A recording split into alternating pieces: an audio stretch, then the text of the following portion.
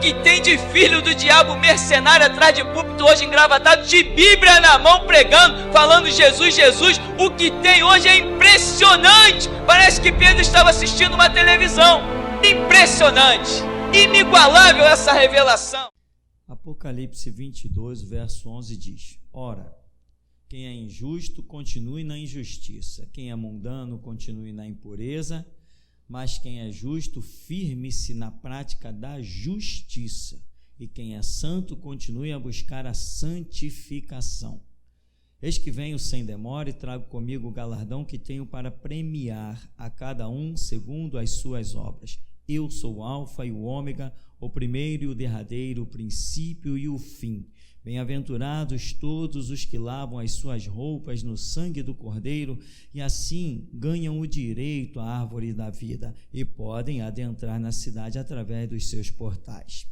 No entanto, fora estão os cães, os bruxos e ocultistas, os que cometem imoralidades sexuais, os assassinos, os idólatras e todos os que amam e praticam a mentira. Eu, Jesus, enviei o meu anjo para vos entregar este testemunho em relação às igrejas. Eu sou a raiz e o prometido descendente de Davi e a brilhante estrela da manhã. O Espírito e a noiva proclamam: vem, e todo aquele que ouvir responda: vem. Quem sentir sede, venha, e todos quantos desejarem, venham, e recebam de graça a água da vida. Portanto, declaro a todos os que ouvem as palavras da profecia deste livro: se alguém lhes acrescentar algo, Deus lhes acrescentará os flagelos descritos neste livro. Se alguém tirar alguma palavra deste livro de profecia, Deus tirará dele a sua parte na árvore da vida e na cidade santa, que são descritas neste livro. Aquele que dá testemunho destas palavras afirma com toda a certeza: venham rapidamente. Amém. Vem, Senhor Jesus. A graça do Senhor Jesus seja com todos. Amém. Amém, irmão. Aqui, irmãos, estivemos vendo algumas coisas no culto passado, mas algo me chamou de volta aqui. E começamos a ler do verso 11, a palavra que está canalizada para o final, ou seja, no final dos tempos. Aqui diz: quem é justo, faça justiça ainda, quem é santo, santifique-se ainda, e quem é imundo, mundano, que vá para as impurezas, etc. Ou seja, no final dos tempos haverá duas forças muito fortes. Uma será a força do mal, que no final dos tempos, presta muito bem atenção.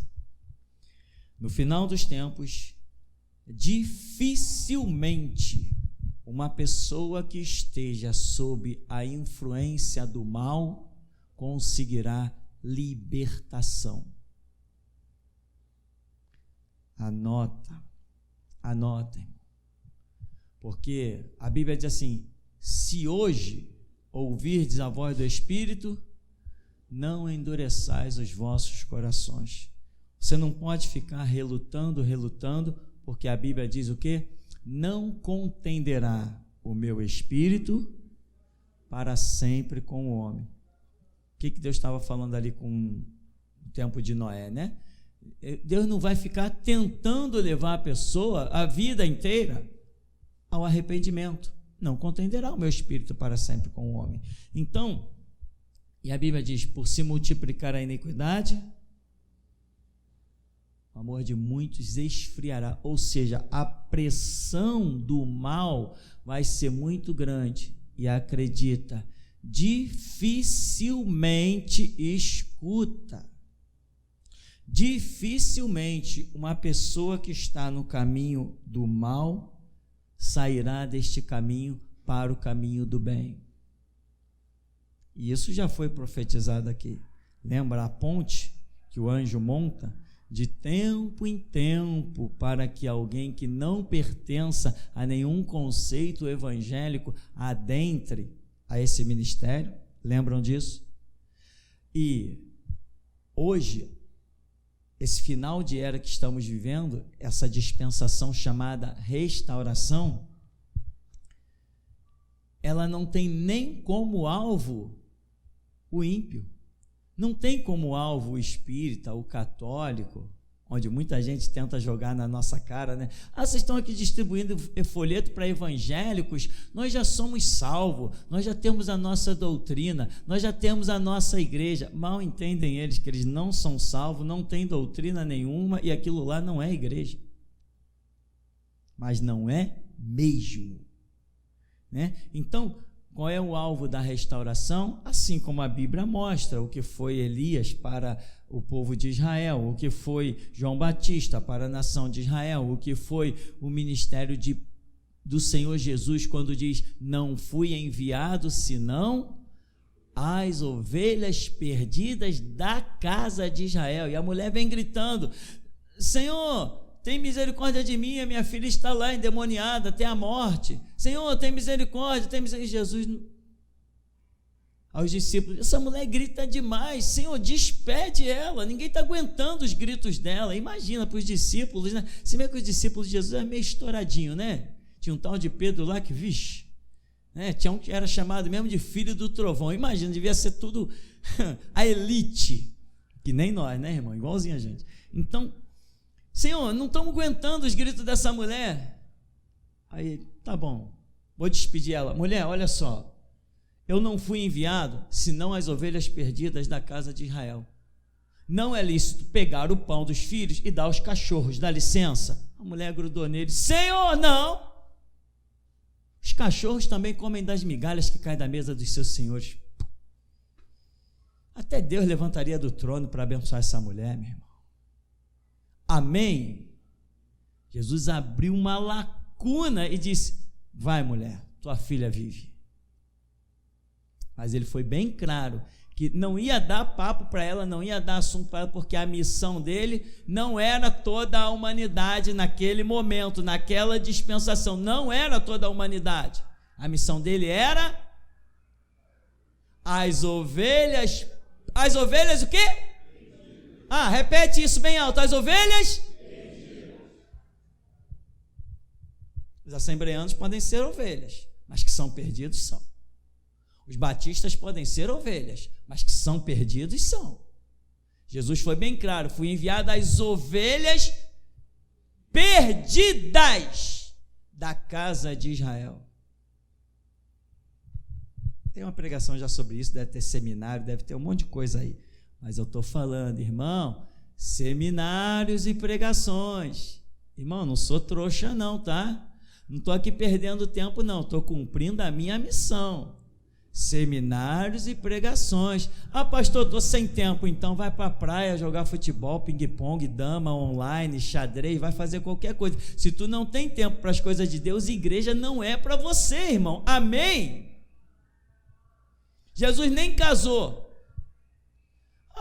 Claro, era o filho de Deus, ia casar. Deixa de loucura. Se Jesus tivesse casado, estava bem casado, ter filhinho, netinho, qual o problema? Só que ele está tão focado na missão dele que ele não vai para esse lado e falou, não quero nada que me tire o mínimo da minha missão. Ele estava completamente obstinado. A minha comida e a minha bebida é fazer a vontade do meu Pai que está no céu. Mas se Jesus tivesse casado, irmão, sem problema, tá? Uma vez um desses ateus de meia tigela, só porque eu me visto de sandália havaiana, as pessoas pensam que eu sou trouxa. Sou trouxa só por fora, irmão, por dentro não. Por dentro Jesus deu a graça, amém? Por fora somos todos iguais, mas o que faz a diferença é o que somos por dentro. E um trouxa chegou para mim, você sabia que Jesus viveu entre os hindus? Falei, para mim não me interessa a pátria de Jesus. Qual é o problema dele ter morado no meio dos hindus? Não, porque tu sabia também que Jesus foi casado com Maria Madalena e teve filhos? Falei, e daí? Qual o problema? O que me interessa a família de Jesus? Eu sigo as palavras de Jesus, essas são espírito e vida. E daí que Jesus teve filho? Embora a gente saiba muito bem que não teve, né, meu? Mas eu não desmenti o camarada, eu disse, perfeito. É claro, não tem problema. Jesus pode ter morado no meio dos hindus, Jesus pode ter família, neto, bisneto, de repente está passando na minha frente o tataraneto de Jesus, e daí? Eu não sigo o tataraneto, nem o casamento dele, nem a pátria dele, eu sigo o ensinamento dele. Ele falou: as minhas palavras são espírito e vida. Aí a gente atravessa essas espadas assim devagarzinho, os camaradas vêm: sabia que Jesus foi casado? É, beleza, tranquilo. Não, mas e a tua fé? A minha fé são nas palavras de Jesus, os ensinamentos dele.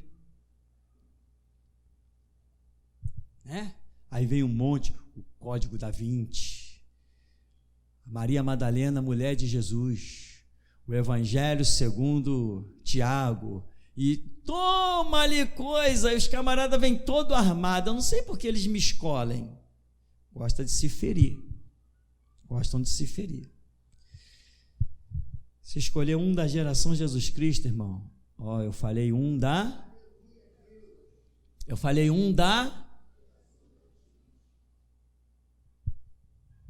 Você é? Já sei, você está pensando que geração Jesus Cristo é dessa parede até lá, daquela parede até lá. O que é a igreja geração Jesus Cristo? São essas paredes? Se nós nos reunirmos, sairmos daqui, vamos nos reunir na quadra do Esporte Clube Sou Ninguém. Hoje me tem aqui um. Esporte Clube Sou Ninguém. Se nós formos para a quadra do Esporte Clube Sou Ninguém, aonde estará a geração Jesus Cristo? Na quadra do Esporte Clube Sou Ninguém. Amém, meu irmão? Então você não é geração Jesus Cristo porque você está dentro dessa quadrante aqui, não.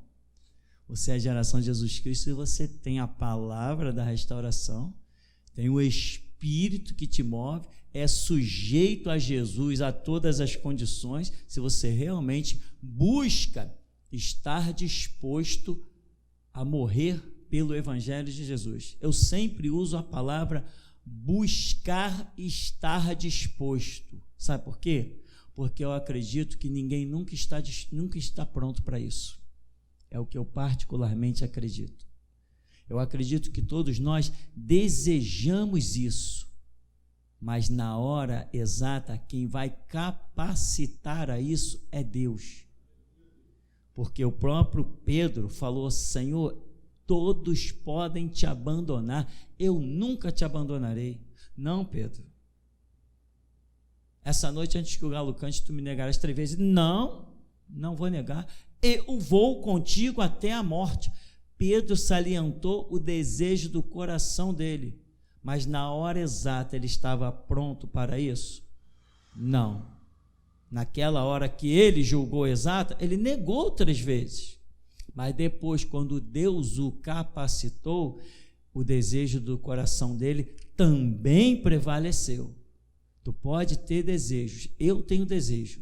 Eu tenho ardente desejo de morrer pelo Evangelho de Jesus Cristo. Sou apaixonado por Jesus, mas me capacitar até o fim dessa estrada não é a minha autocapacitação, é a capacitação que vem dele. Ele falou que sem mim nada podereis fazer, nada. Todos os nossos desejos bonzinhos e benignos só tomarão, só se manifestarão, só terão êxito se Ele nos capacitar. Nós não somos capazes de nada, irmão. Nós desejamos. Jesus, eu quero viver para o Senhor, mas se Ele não disser, tá bom, vem cá que eu vou te ensinar, eu vou te ajudar, o teu desejo não vai servir de nada. Mas o desejo você tem que ter. Olhou a Bíblia, entendeu? Põe o teu medo de lado, deseje. E Ele vai te capacitar. A tal ponto de quando chegar na hora, tu vai zombar da morte. Aí, chegou a tua hora. Ah, chegou a minha hora? Então me crucifica de cabeça para baixo, meu amigo, que eu não sou nem digno de morrer como o meu Senhor. Paulo, chegou a tua hora. E combati o bom combate, completei a carreira e guardei a fé.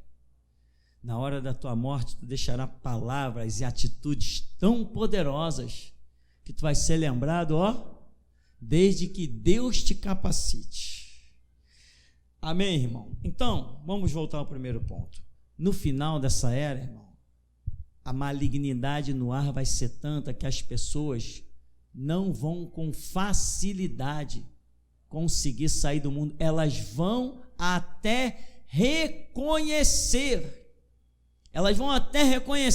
Pô, eu bem que podia sair dessa vida, eu bem que podia procurar um Deus, procurar uma igreja, mas haverá uma força sobre elas em que conversão será um negócio muito raro, muitíssimamente raro. Por quê? Porque Deus não está buscando o ímpio. Deus agora está tratando somente com as ovelhas perdidas da igreja. Então, até que a lacuna não vai mais se abrir, né? Enquanto a igreja estiver na terra. Depois, então, que a igreja for arrebatada e vier a grande tribulação, irmão, aí mesmo que tu pode acreditar, os ímpios vão procurar soluções com a própria mente e não vão encontrar. E a Bíblia diz que depois ali daquele período da grande tribulação, que vai até cair fogo do céu e vai haver coisas horrendas sobre a humanidade. E a Bíblia diz que mesmo Deus enviando tais pragas horrendas, que os homens não deram glória a Deus. Lembra? Apocalipse? Os homens não deram glória a Deus, mesmo lá no tempo da grande tribulação, que em pouco tempo vai começar essa era aí. Ou seja, nós estamos vivendo esse tempo. Porém, apesar dessa força maligna que vai estar sobre a humanidade, que Deus vai liberando a cada dia, também haverá uma força gloriosa ao nosso favor, que vai ser dispensada mais, né? Vamos pelo menos usar essa expressão para entender, a mesma proporção que as trevas vão subir, a força das trevas vai galopar, também a graça de Deus, o seu poder, a liberação de anjos a favor dos que hão de herdar a vida eterna, tudo isso também vai acontecer. Então, o que vai surgir? Quem for sujo, vai sujar-se ainda mais. Quem for santo, vai santificar-se ainda mais. E aqui, neste ministério, Deus tem dado palavras impressionantes. Tem coisas que marcam a minha alma e eu não esqueço mais. Se traduz para mim de alguma maneira. Deus aqui nesse ministério já falou para alguns: eu estarei contigo, eu vou te levar até o fim. Lembram disso? Eu vou te levar até o fim. Ou seja, a pessoa por si só, eu por mim só, você por si só, não tem essa capacidade, mas essa graça desse poder de Deus que vai sendo liberado em favor dos santos, vai nos levar até o fim, porque quem for santo será santificado ainda mais. Aqui diz assim, quer ver? Olha: o justo firme-se na placa da justiça, e quem é santo continue a buscar a santificação. As outras versões bíblicas diz, sabe o quê? Quem é santo, que seja santificado ainda mais. O que dá a entender não só a pessoa querendo santificar-se, mas que uma força de fora vem para santificá-la, para ajudá-la na santificação. Então, irmão, cuide muito bem da sua vida aqui e agora. Veja hoje se você está enquadrado do lado bom que Deus quer ou se você está enquadrado do lado que Deus não quer. E veja bem, o lado bom, quando eu falo, não é a filosofia do mundo, não. Porque tem cristão que vive a filosofia do mundo. O que o mundo dita como sendo boas coisas e boas obras, tem cristão vivendo isso como sendo bom. Não, você está enganado. Quem dita a regra do que é bom não é o mundo. Não são os conceitos sociais. O que dita a regra do que é bom é Deus. Saul vai lá e extermina os amalequitas, isso é o bom. Davi faz guerra até exterminar os amorreus, os jebuseus, os heveus, os heteus, isso era o bom, é o que Deus quer, que é o bom. Amém, meu irmão? José, Maria, sai de Belém aí. Saiu. Herodes veio lá e massacrou. Deus podia ter impedido? Massacrou todas as crianças de quantos anos? 2 anos para baixo. Deus podia ter impedido aquilo? Claro que impediu. Não impediu porque Deus considerou que aquilo ali fosse o bom. A Bíblia diz, Paulo descreve dizendo que a vontade de Deus ela é boa, perfeita e agradável. Então é a vontade de Deus que é o bom. Você tem que se sujeitar a isso.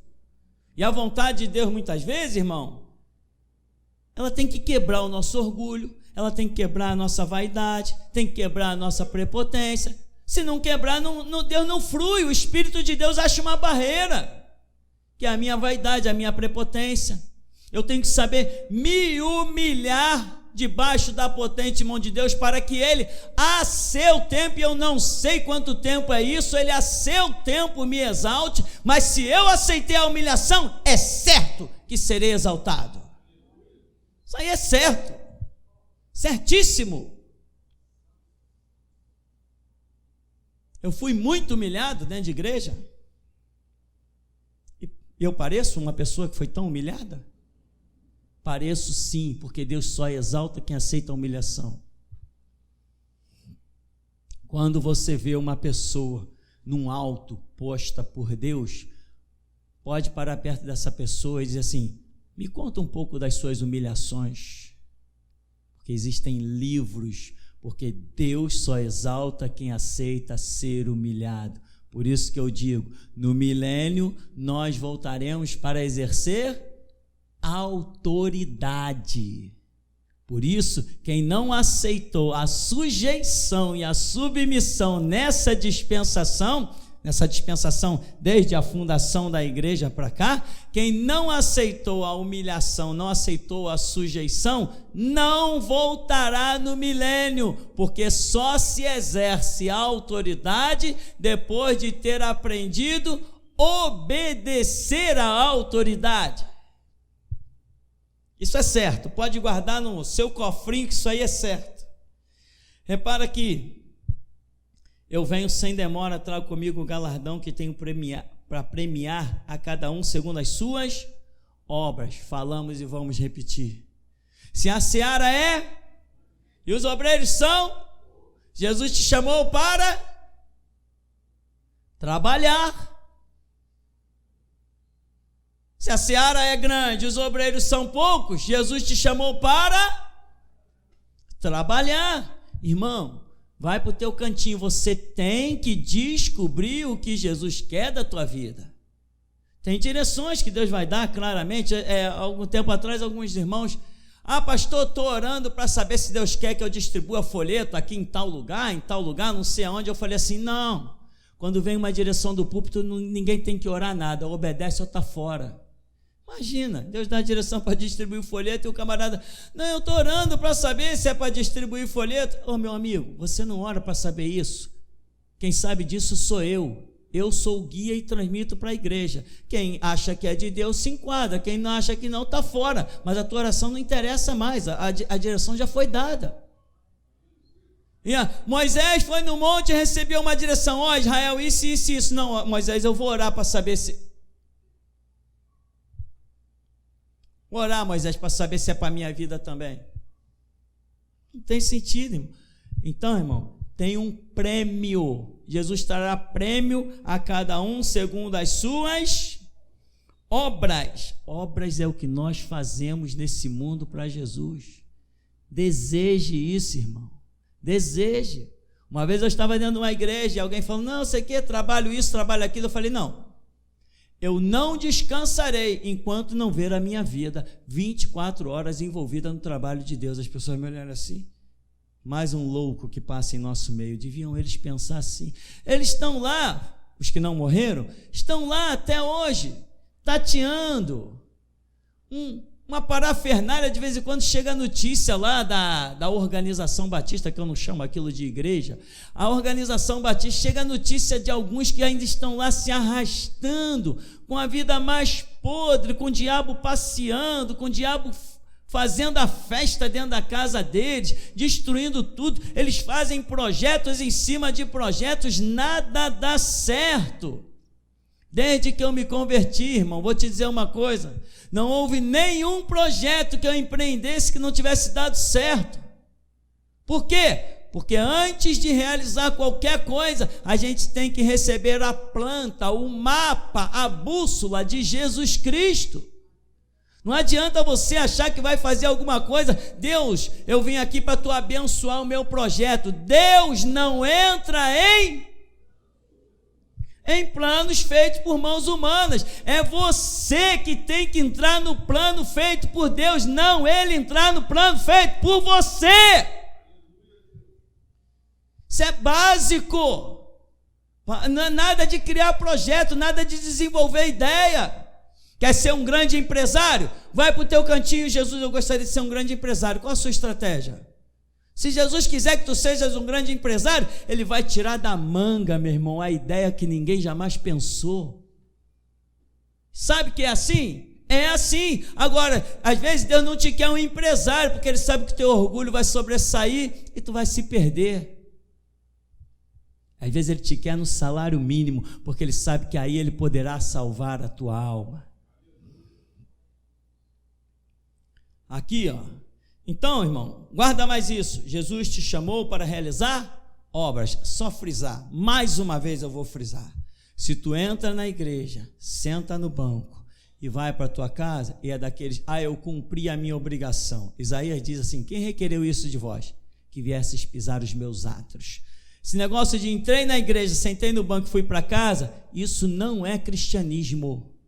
Deus nos chamou para a realização das suas obras. Chamou Pedro, Paulo, Tiago, João, depois enviou um para cá, outro para lá, outro não sei mais para onde. Aí se Pedro dissesse assim: não, Senhor, eu estou aqui na congregação ouvindo o Senhor, beleza. Pedro, agora vamos para tal lugar. Não, agora eu vou para casa, eu já estou alimentado, já fiz a minha obrigação, já me alimentei espiritualmente. Entende, irmão? Deus te chamou para a realização de obras. Para realizar obras, você precisa de tempo, empenho, dedicação. Muitas vezes, para realizar as obras do Senhor, tu tem que tirar dinheiro do teu bolso, suor do teu rosto para realizar. Viu aquela visão que teve nosso irmão Davidson? Vou usar essa expressão, um tonel, não era bem tonel, de sangue, mas ele via que pingava nesse sangue gotas como de suor e lágrimas. Muitas vezes, meu irmão, tu não vai ter o sangue junto com os dos mártires, mas o teu trabalho, o teu suor, as tuas lágrimas, as tuas aflições, vai ser a mesma coisa como se tu tivesse pagado o preço do martírio. Tem trabalho, meu irmão, que às vezes vale tanto quanto um martírio, ou mais. Aí aqui, ó, eu sou o alfa, o ômega, o primeiro e o derradeiro, o princípio e o fim. Você acredita que Jesus é o que principia tudo e termina tudo? Ele é o autor e consumador? Não há motivos para ter temor. Se a arma está diante de ti, se ela vai disparar ou não, está tudo no projeto de Deus. Se o amanhã tu vai se levantar ou vai permanecer caído, dormindo, morto, é tudo projeto de Deus. Se a tua vida está nas mãos de Deus, nada pode mudar isso, irmão. Às vezes as pessoas ficam aí, não, fui injustiçado. Foi injustiçado? Então para de servir o diabo. Não, eu sirvo Deus. Não, não serve não. Não serve não. Quem se acha injustiçado serve o diabo. O teu Deus é poderoso. O teu Deus faz justiça sobre a terra. O teu Deus está na tua vida. Como é que tu se acha injustiçado? Cadê Ele? Se Ele deixou alguma coisa vir sobre ti, é porque Ele quis, e Ele vai te galardoar por todas as suas angústias e aflições. Quem fica por aí se lamuriando que foi injustiçado, que foi ofendido, que foi agredido, esse não tem Deus, esse serve o diabo dentro de alguma igreja. Eu tenho uma frase: se o meu Deus é quem faz justiça, ninguém pode me causar injustiça. É impossível. Eu fui preso, fiquei 18 dias na Polinter. Eu fui injustiçado? Eu não fui injustiçado, eu fui cumprir um projeto de Deus. Provavelmente vem outra prisão por aí, porque aquela passeata que nós fizemos contra a pedofilia muçulmana, os estupros dos muçulmanos, o cárcere privado de mulheres como escravas sexuais, aquela passeata está rendendo até agora. Está rendendo. Talvez venha outra prisão aí, porque pagar a indenização eu não pago. Nem um centavo eu não pago. Não pago. Se vier outra prisão, eu vou me achar injustiçado? Se é o meu Deus que está no comando de tudo, Ele é princípio e fim, Ele é um alfa e o ômega. Tudo quanto vier sobre mim é projeto de Deus, eu só tenho que dar glória. O Senhor Deus tirou, o Senhor Deus tomou, o Senhor Deus deu, o Senhor Deus tomou. Louvado seja o nome do Senhor. Não foi o que fez Jó? Jó não se achou injustiçado, Jó não se achou defraudado, Jó não se achou roubado. Ele disse que foi Deus que tinha dado, foi Deus que tirou. Louvado seja o nome do Senhor. Tu está injustiçado? Cadê o teu Deus? Troca de Deus, troca pelo meu. O meu é tremendo, irmão. Agora, se tu tem o Deus das tuas próprias concepções, aí você está frito. Por isso que eu vou repetir, meu irmão: seminários e pregações. Tem gente que não está levando isso a sério, vai naufragar. Vai ouvir os seminários, as pregações, vai se alimentar, vai adquirir conhecimento, porque a fé vem por ouvir, e ouvir pela palavra de Deus. Bem-aventurados todos os que lavam suas roupas no sangue do Cordeiro, e assim ganham o direito à árvore da vida. Podem adentrar na cidade através dos seus portais. Não é escondido, é na cara de todo mundo. Entra pela porta principal. Pela porta principal entra quem tem honra. Não é quem é serviçal. Entrada de serviço. Aí o camarada vai lá, dá a volta lá escondido, não é isso? Não, vai entrar pelas portas. E aqui diz assim: lavam as suas roupas no sangue do Cordeiro. Essa expressão usa no sangue do Cordeiro. Tem outras que trazem essa expressão entre colchetes, e a maioria das expressões bíblicas nem trazem, diz apenas lavam as suas vestes, e não especifica no sangue do Cordeiro. Mas seja como for, lavar as vestes significa uma forma de você se apresentar dignamente. Lá em Israel, para você ter ideia de como significa essa expressão, do quanto essa expressão ela é forte e poderosa na Escritura, o simples lavar de vestes. Lá, quando Deus falou assim: olha, purificai-vos, porque daqui a 3 dias o Senhor descerá no monte. Purificai-vos. Sabe o que eles fizeram? Lavaram suas roupas. Foi só o que eles fizeram. Quando Deus falou através de Moisés: assim diz o Senhor, purificai-vos, porque daqui a 3 dias o Senhor descerá no monte. Eles simplesmente lavaram as suas vestes e ficaram de vestes limpas, esperando o 3º dia.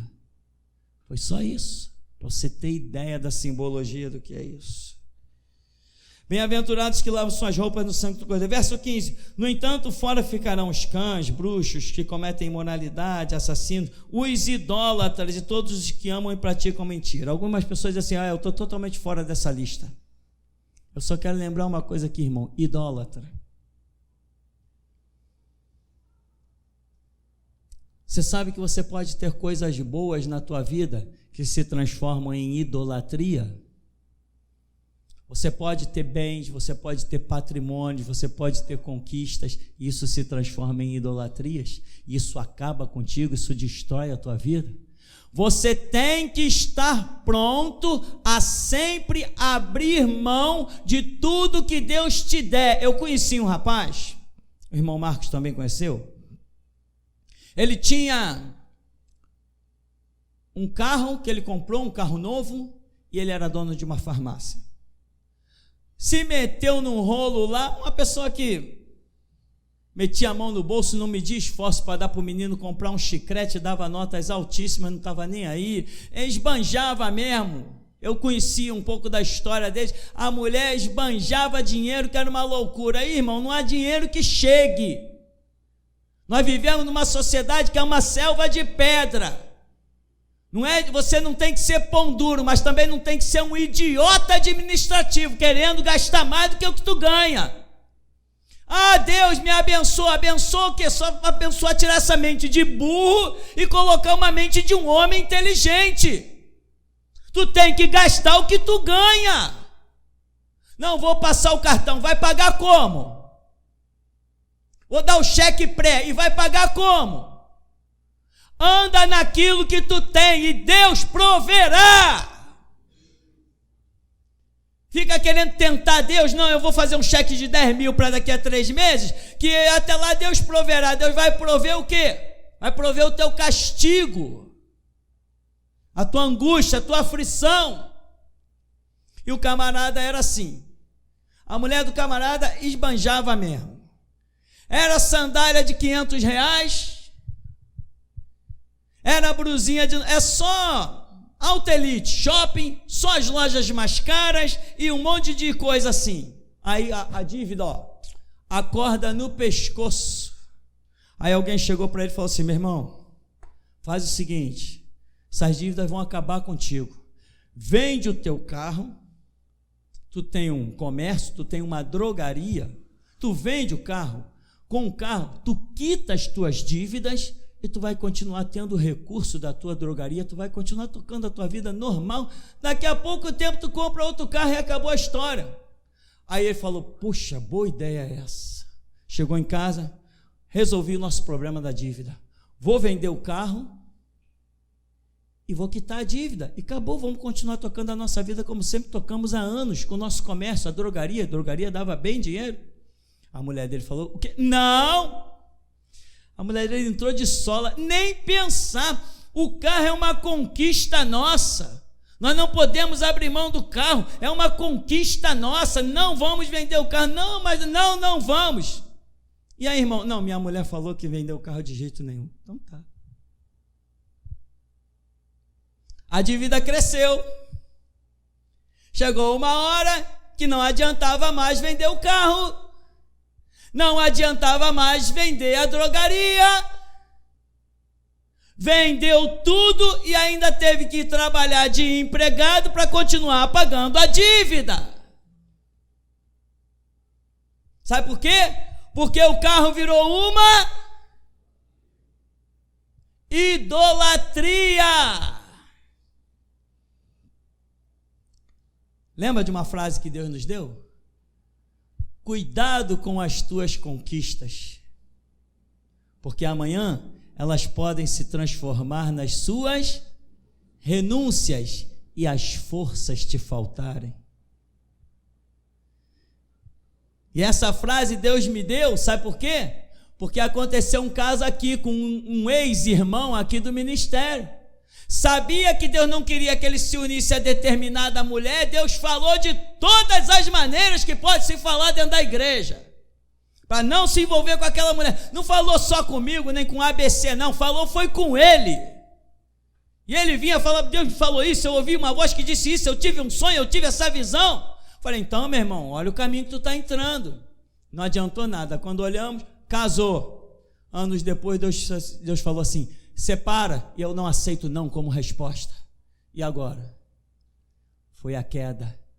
adentrou a estrada do inferno. Cuidado com as suas conquistas, elas podem se transformar nas suas renúncias e as forças te faltarem. Tudo que tiver dado por Deus a você, você tem que estar sempre pronto a dizer assim: Senhor, obrigado, eu usarei isso aqui. Presta atenção nessa frase aí, igreja. Eu usarei isso aqui até o dia que tu requereres de volta. Eu vou usar até o dia que o Senhor me pedir, até o dia que o Senhor não me deixar mais usar. Porque tudo que temos, tudo que somos, vem do Senhor. Sem Ele nada temos e nada somos. Quem foi que disse que o teu dinheiro é teu? Mesmo que inventem caixões que nem o dos faraós, com gavetinha, tu não vai levar nada, meu irmão. As pirâmides estão lá, cheias de tesouros, e os faraós estão lá, no inferno, sem nadinha. Amém, meu irmão? Então, meu querido, essa lista aqui, os cães, bruxos, ocultistas, imorais, sexuais, assassinos e tal, mentirosos, pastor, não estou incluído em nada disso. Muito menos na idolatria, pastor, eu não adoro boneco de gesso. Cuidado com a paixão pelo teu marido, você pode virar uma idólatra. Cuidado com a paixão pela tua esposa, você pode virar um idólatra. Cuidado com a paixão pelo teu filho, você pode virar um idólatra. Cuidado com a paixão pelo teu neto, você pode virar um idólatra. Cuidado com a paixão pelo teu sobrinho, você pode virar um idólatra. Teve um rapaz aqui que ele tinha 6, 7 sobrinhos, sei lá, e ele estava se desgraçando a vida. A irmã dele não queria nem saber de nada da vida, estava tocando a vida como uma rainha, e ele lá para se matando para cuidar das crianças. Eu falei: meu irmão, essas crianças não são responsabilidade tua. Tudo que tu tem vai nisso aí, tu não tem tempo para a igreja, tu não tem tempo para nada. E o camarada solteirinho da Silva, se matando para cuidar de sobrinho. Eu falei: larga tudo na mão da tua irmã e do marido dela, eles que cuidem. Foi eles que fizeram o filho, não é responsabilidade tua não. Não, pastor, não. Nem pensar largar os meus sobrinhos. Perfeitamente. Duvido que tu ache ele no reino dos céus, nem agora e nem no porvir. Os sobrinhos se tornaram uma idolatria. Tem gente que idolatra pessoas. Tem gente que, não, eu faço tudo por essa mulher. Faz tudo por essa mulher? Tu nunca herdarás o reino de Deus. Tu tem que fazer tudo por Jesus. O teu amor por qualquer ser humano tem que ter limite. Se não tiver limite, tu está amando tanto o ser humano quanto está amando a Deus. Mas a Bíblia diz que amarás ao Senhor, o teu Deus, sobre todas as coisas. Tu não pode ter o mesmo amor por um ser humano como tu tem pelo teu Deus. Não pode. Ou será que tu compararias o amor a um ser humano igualmente ao Deus vivo? Quando eu canto aquele louvor, teu amor, Jesus, e eu digo assim, que a nenhum outro amor eu posso comparar. Você já me escutou cantando assim? Teu amor, Jesus, que a nenhum outro amor eu posso comparar. O amor dele é inigualável, tanto que nós damos para ele quanto que recebemos dele. E a Escritura traz como mandamento: amarás o Senhor, o teu Deus, sobre todas as coisas. E ao teu próximo, tu ama como a ti mesmo. Mas quem tu amas mais, a ti ou ao teu Deus? Aquele que quiser salvar a sua vida? Tu não te amas mais do que amas ao teu Deus. Tu não morrerias pelo teu Deus? Não morrerias pelo Evangelho? Significa que tu consideras que a palavra dele vale mais que a tua vida, que dirá a vida dele e o reino dele. Eu, Jesus, enviei o meu anjo para vos entregar esse testemunho em relação às igrejas. Eu sou a raiz e o prometido descendente de Davi, e eu sou o primeiro que desponta. Sou a brilhante estrela da manhã, eu sou a primeira que nasce. e ninguém apaga. Todo novo dia nasce com Jesus Cristo em primeiro plano.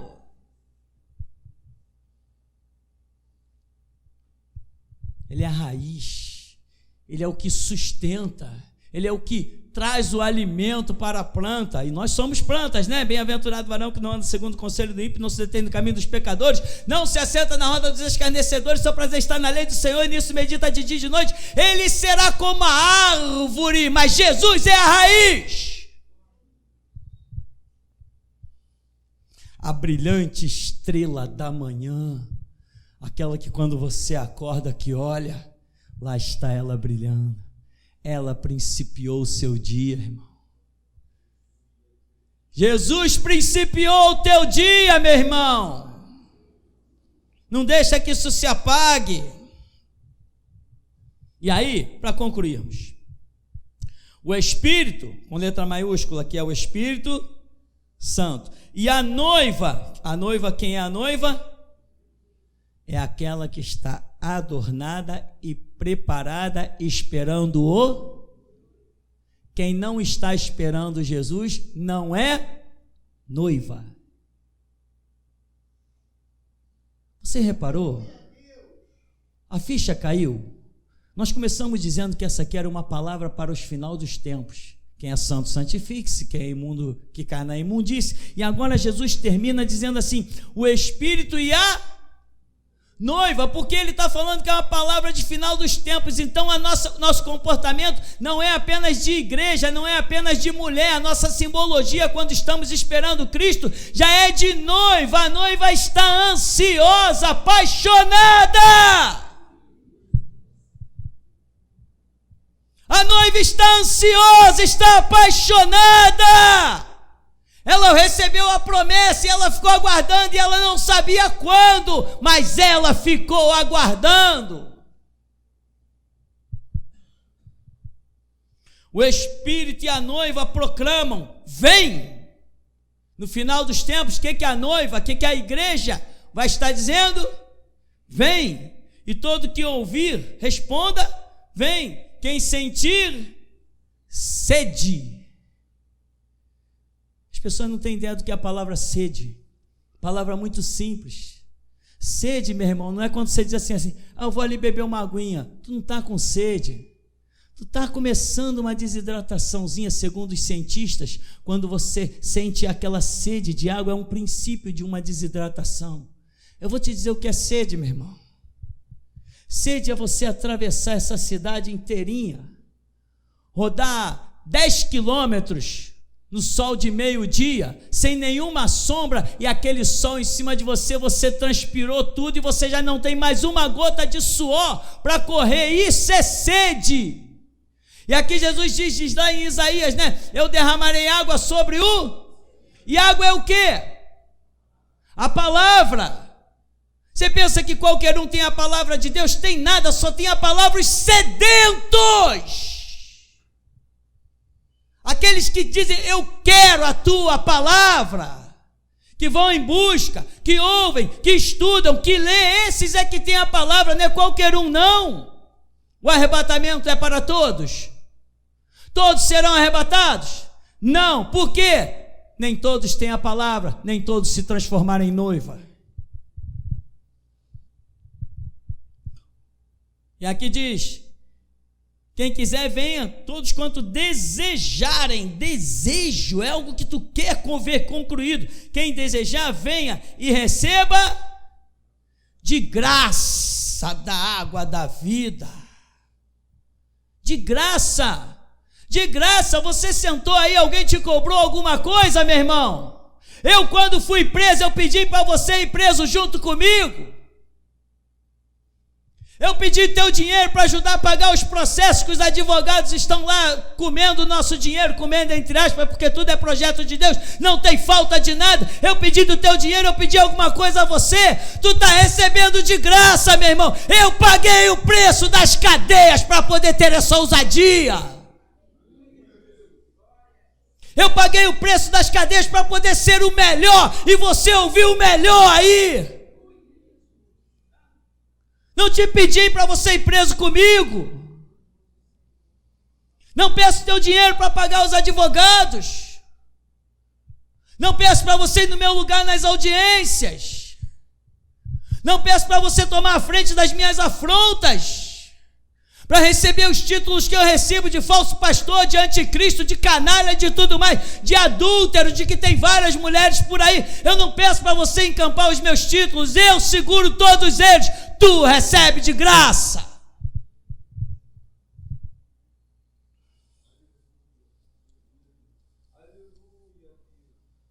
Não desperdiça, meu irmão. Deus falou, eu já falei que desse ministério ninguém sai. Deus é quem expulsa. Eu já falei isso aqui. Daqui ninguém sai. Daqui é Deus é quem expulsa. E olha aí, irmão. Quantas cadeiras já recolhemos, botamos lá em cima? Quantas? Eu tenho que dizer, mais algumas ainda serão recolhidas. Depois, se Deus quiser trazer mais gente, traz. Mas aqui Deus começou a dar gritos e gritos e gritos.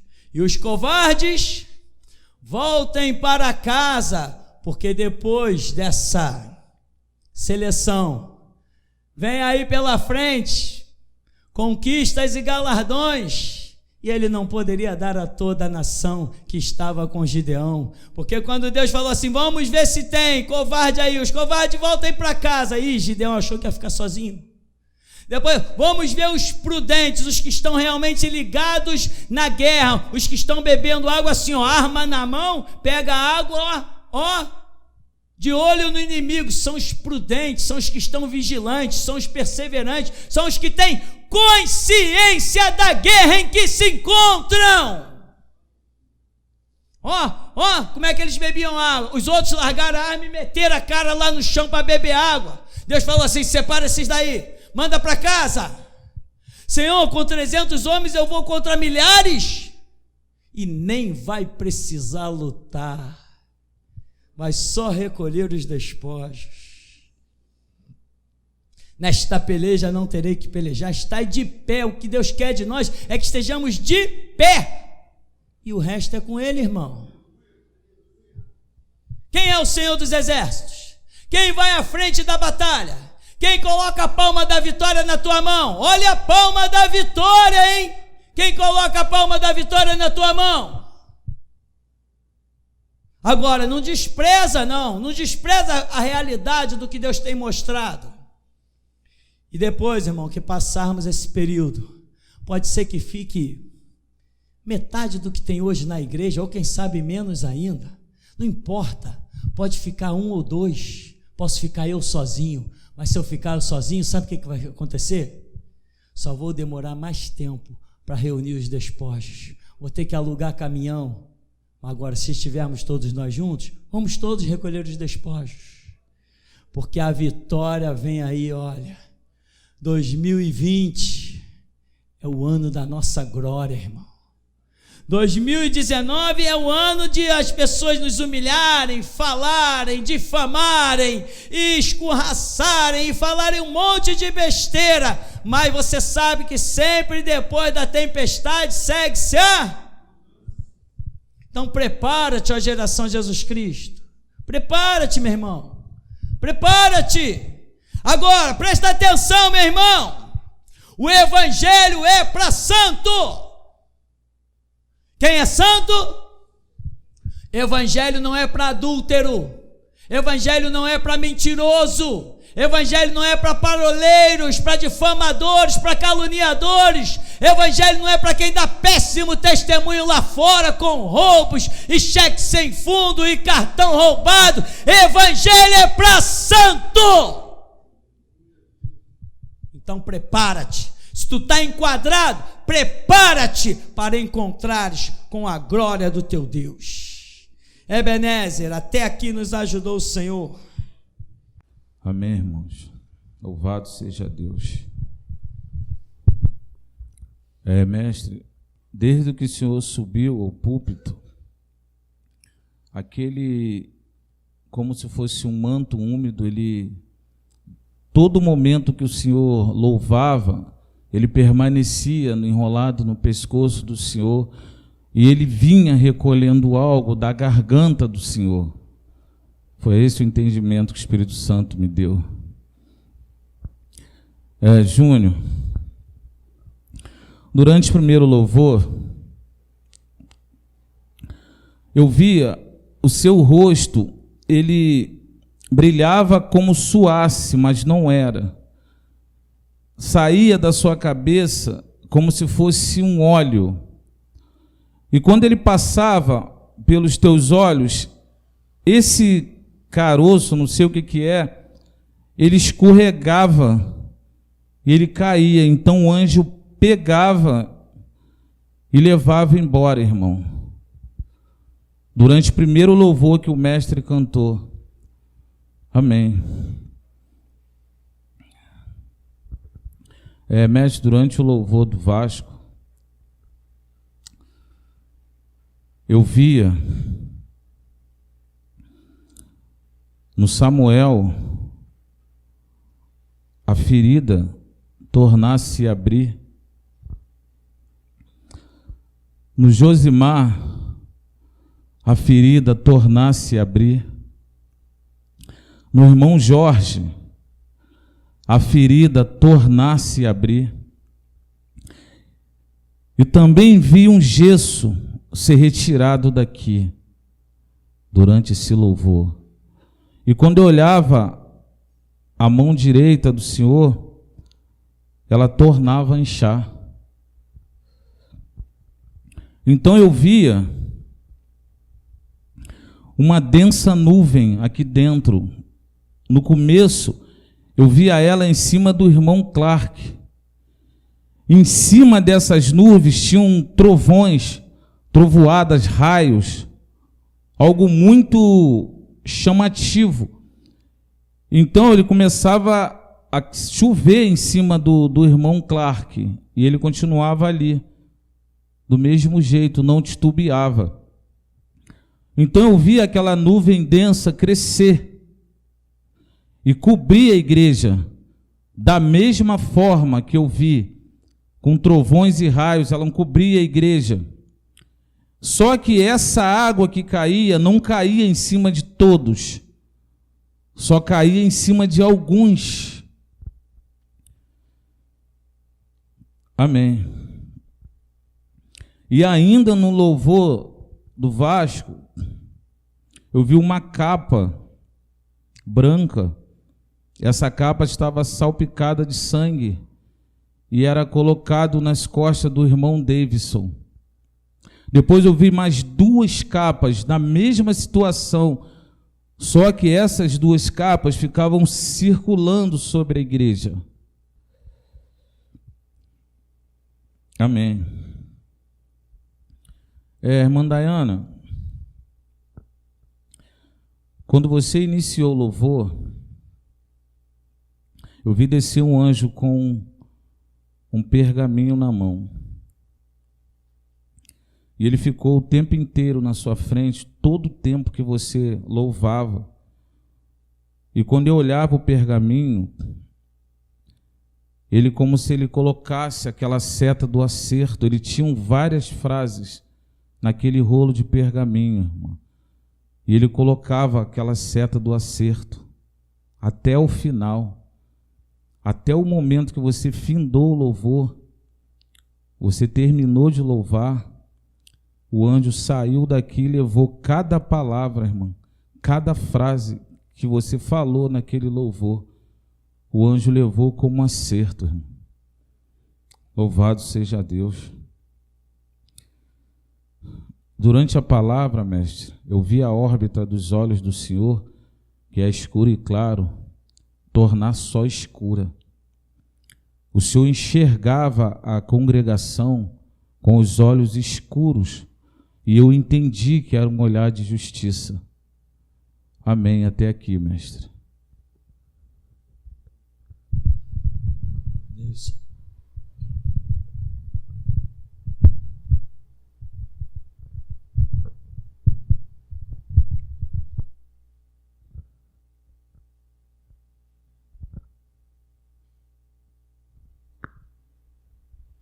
A paz, igreja. Mestre, eu tive uma visão muito real, o qual eu estava dentro desta visão. Eu via tudo negro, dando a impressão que fosse tudo o céu. Eu não via a cidade, eu via tudo negro. E eu estava com as minhas asas abertas, voando. A minha armadura dava a entender nessa visão que era de ferro. As minhas asas eram um conjunto com estas armaduras. Eu estava lutando contra um demônio. E ao meu redor eu via armaduras também desta forma, voando. Mas não via as pessoas que vestiam essas armaduras. E apareciam mais demônios. E o Deus da geração, Jesus Cristo, Mestre, me deu uma palavra. Está sendo gerado a minha última batalha. Filhos meus sofrerão dores. Dores essas adquiridas por essa batalha no espiritual.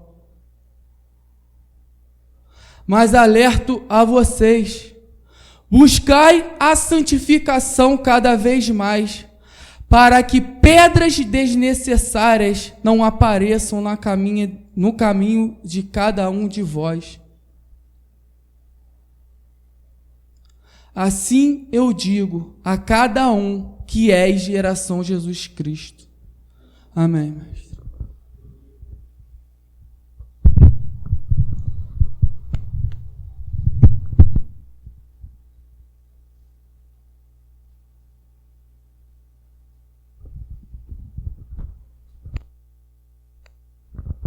Amém. 2020.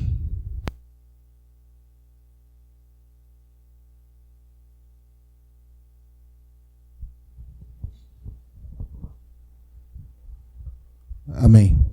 2020 será um ano de escuridão mundial.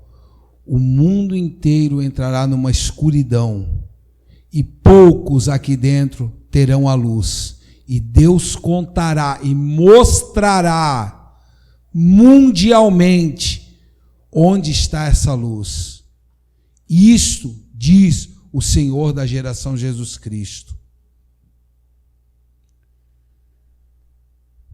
Irmão André, eu te vejo com uma armadura e não retroceda, diz o Senhor.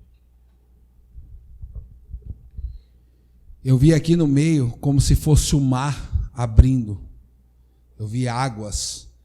As águas simplesmente saíam do chão e se abriam aqui no meio, exatamente como o mar. Amém. Eu vi pedras. Pedras rolavam desse lado. Algumas pedras eram lisas e outras eram ásperas. Os que recebiam essas pedras lisas, eles tomavam essas pedras e viravam como essa pedra. Ou outros com a pedra áspera se escondiam atrás dela em todo o tempo que a palavra percorria. Quando o Senhor Mestre estava louvando e o Senhor deu um brado, muda a minha história, eu vi uma adaga descer do céu sem auxílio de mãos, e ela cravava como numa parede, ela cravava algo como um pedaço de toco de madeira com algo escrito, mas eu não consegui ver o que estava escrito, e ela cravava aquilo. Esse toco de madeira era um toco madeira mais preta, como se fosse uma madeira mais antiga. E ela cravava bem no momento que o Senhor dava esse brado no louvor. Eu recebi uma palavra do Senhor.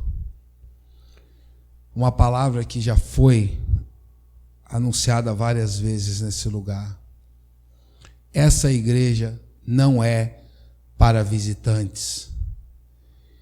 E Deus diz isso para que seja bem entendido. Não é para aqueles que chegam aqui, mas é para os visitantes que ainda estão aqui dentro.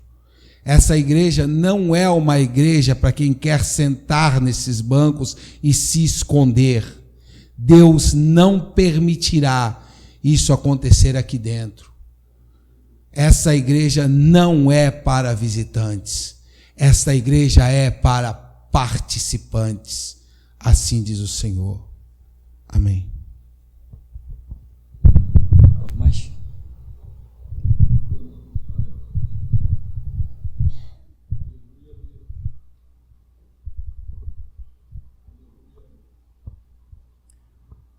quando o irmão Rômulo acabou de profetizar, mestre, saiu uma flecha do púlpito e bateu no seu peito. Você que está do lado da Dora, não sei teu nome, a flecha que saiu do púlpito bateu direto no seu peito e do lado do coração. Quando o Rômulo falou que via o mar se abrir aqui, eu tive essa visão da parte seca. Porém, eu via o Paulo Mota, eu via, irmão, você no mar, tentando respirar. Você não estava na parte seca, o mar estava aberto, mas você estava no lado do mar. E eu via você como se batesse, tentando respirar e não conseguia. Você não estava na parte seca. Amém, mestre. Até aqui. alguém mais?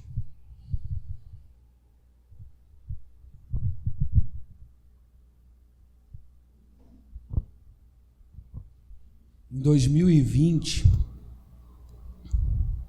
Deus me mostra a escuridão, e assim diz o Senhor: todos aqueles que acharam que tinham respostas ao meu respeito serão envergonhados. Todos aqueles que deram vazão a doutrinas ao meu respeito, diz o Senhor da geração Jesus Cristo, serão envergonhados. Haverá um tempo de grande, assim diz o Senhor, grande escuridão mundial, onde a palavra será procurada e só encontrarão em um lugar que me honrou, que me respeitou, que me teve como o Deus que eu sou. E eu trarei à luz, diz o Senhor, nomes de alguns que estão aqui dentro serão reconhecidos. Assim diz o Senhor, eu trarei à luz para aqueles que me honraram. E eu farei que todos vejam onde verdadeiramente está o meu nome, o Deus da geração Jesus Cristo.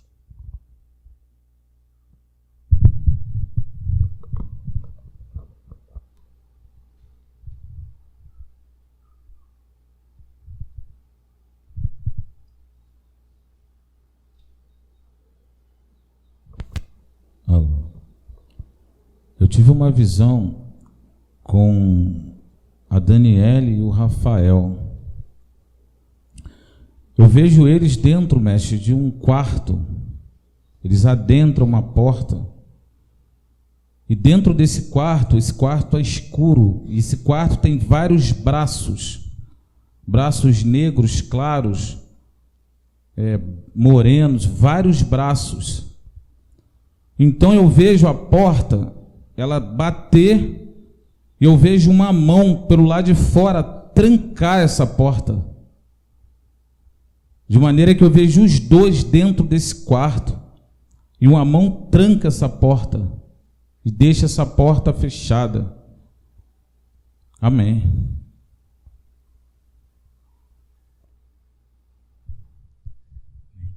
Alguém mais? Não? Tá, irmão, vamos agradecer a Deus. Você tem gratidão? Deus tem feito algo por você? Tem te dado entendimento? Um entendimento poderoso é que você pode não ser pego de surpresa. Você está discernindo que se aproxima a hora de Jesus voltar? Essa hora tão mencionada, mas hoje ela vem se aproximando e as pessoas vêm dizendo que é heresia. A nação de Israel esperou o Messias por 1000 anos. Mais de 1000 anos a nação de Israel esperou o Messias, mas quando ele veio, não tinha ninguém esperando. E os magos perguntaram: onde está aquele que é nascido rei dos judeus? Nós vimos a sua estrela no Oriente, os sinais estavam lá, mas ninguém viu. E disseram para eles: não sabemos de nenhum rei de Israel, nenhuma estrela que tenha indicado nenhum rei. Mas acredite, irmão, sempre haverá uma estrela mencionando os fatos de Deus, porque elas foram postas para sinais de tempos e de eras. E essas estrelas podem estar no céu ou podem estar na terra, como o anjo da igreja, como a estrela de Apocalipse, ou a resplandecente estrela da manhã, que nasce na vida de homens a cada manhã. Grandes coisas tem feito o Senhor por nós. Nosso espírito já sente a proximidade e já clama: Maranata, ora vem, Senhor Jesus. Já podemos sentir de perto que o nosso Deus já se aproxima, vem saltando sobre os montes.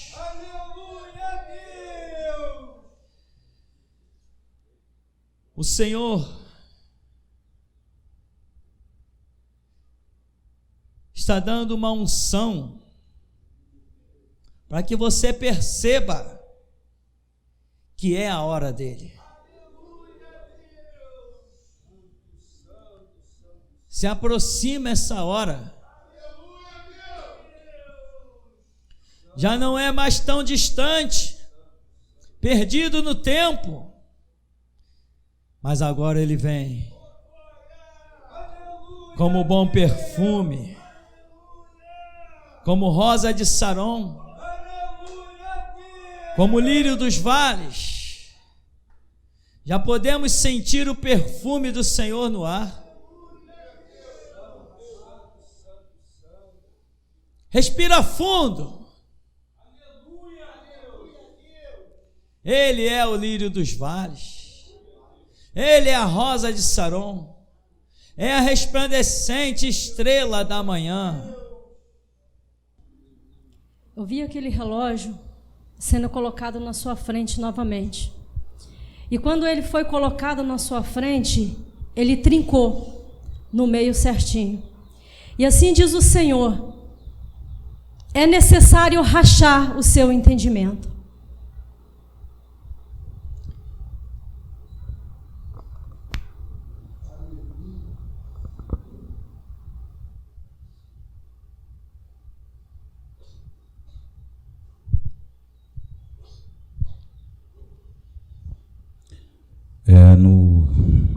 Antes do Júnior louvar, que o senhor começou ali a oração, eu via, mestre, o céu se abrir e um grande trono adornado vinha em direção à terra. Mas à medida que ele se aproximava da terra, ele vinha escurecendo. À medida que ele vinha se aproximando da terra, ele vinha escurecendo, escurecendo, escurecendo. Verdadeiramente é cetro de justiça. Maranata, ora vem, Senhor Jesus. Amém. Quando o Senhor Mestre estava falando de estrela, eu vi uma luz sair e te encontrar, Juan. E dessa luz que vinha, saía como se fosse o pastor, e ele entrava dentro de ti. E junto com essa luz veio uma espada. e ficava na tua mão, nessa tua mão aqui, mão esquerda. E assim te diz o Senhor: o teu caminho agora é de estudo. Deus vai contar muito contigo, mas neste momento te entrega totalmente aos trabalhos e ao estudo. E a tua boca fique o máximo fechada. Estuda, coloca a essência daquele que está ali dentro de ti. Toda a essência. Assim diz o Senhor da geração Jesus Cristo. O teu estudo e a tua entrega nesse momento condenará muitos, diz o Senhor. Deus conta muito contigo, muito contigo.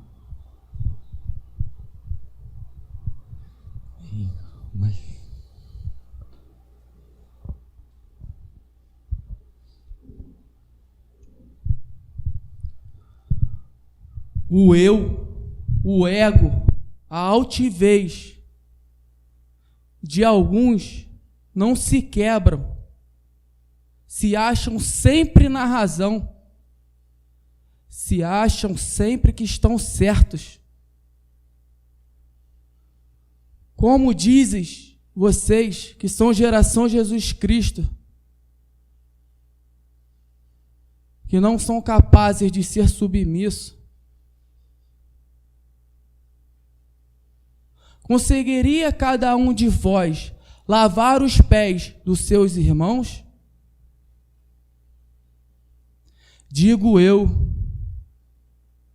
o Deus da geração Jesus Cristo, a cada um de vós eu amassarei por não se atentar aos meus ensinamentos, por não atentar aos meus açoites, por verdadeiramente não me amar.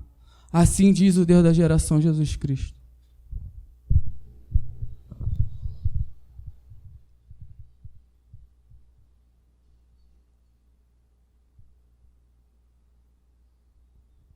Quando o Rômulo falava com o Juan, mestre,